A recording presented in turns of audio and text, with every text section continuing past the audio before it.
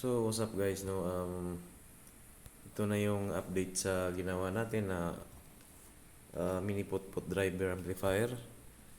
So, 2 pairs yung ginamit natin na output transistor, no? Para sa ating sound check. So, supply natin, as usual, 50 BDC. Then, ang gamit natin na driver dito is yung 1941 at saka 5198. Tapos dito, sa kanyang, ito kasi parang nakatif na to eh. So ito yung pinaka transistor driver niya. So 1837 at saka 4793. Tapos ito, si 4793. Ang kanyang 2 volt ang kanyang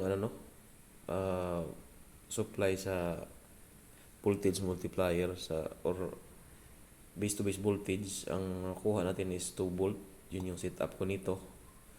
Tapos 1.2 ang kanyang VAS. Tapos 700 ang kanyang tail.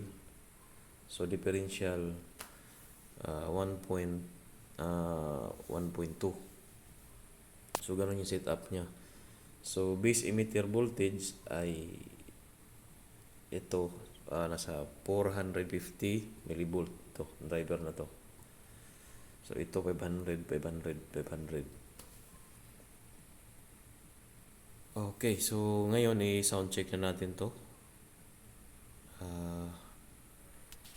Pili tayo ng kanta. So gamit natin itong mixer na maliit. Yan. So ngayon i-sound check natin itong cellphone na kanyang gamit natin na source na audio. So play na natin.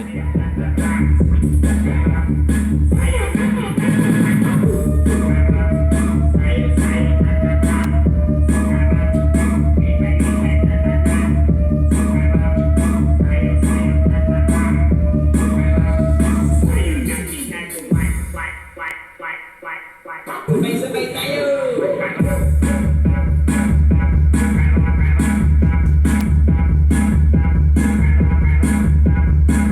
So malamig lang to, malamig oh. Sabay-sabay tayo!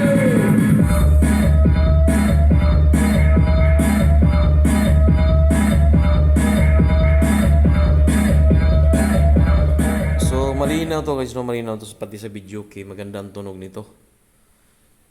So kahit na 50 volt lang yung supply niyan, pag titibayan natin yung power output transistor niya. So pag malaki rin yung supply mo, mga around 10 ampere pataas, so tibayan na rin to. Lumalaban na to kahit maliit lang yung driver to. So parang posporo nga lang to. Ayan o. So okay na yung testing natin. So ipa-final ko na lang yung mga pisa niya, value, para igagawan ko na siya ng PDF, no? So medyo matagal kasi wala tayong oras. So busy tayo sa trabaho. Mababa yung oras natin sa trabaho. So pa ano-ano lang tayo sa ating mga DIY. At least na nakakapag-update tayo ng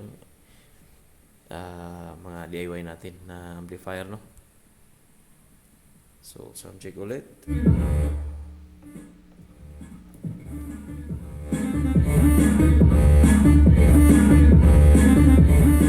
Dumadagong din talaga ang tunog niya. Malinaw kahit sa low volume to kasi nasa yung kanyang voltage multiplier is nasa 2.1 volt, no? Kaya malinaw.